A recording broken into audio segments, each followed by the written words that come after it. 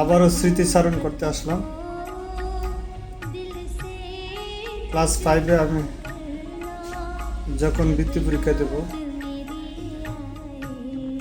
তখন আমি একটা বৃত্তি গাইড কেনার জন্য মনে মনে ভাবছিলাম। তো আমার কাছে তখন টাকা সংকট ছিল, আর এই টাকা নিয়ে তখন আমি একটি কবিতা লিখলাম। কবিতার নাম হচ্ছে টাকা। টাকা পেলে হয় যে ভালো, টাকাই আবার মন্দ। টাকার জন্য লেগে আছে একের পর এক দ্বন্দ্ব।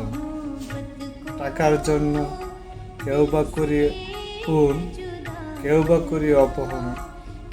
টাকার জন্যই নারী নির্যাতন, সমাজে একেমন ধরন।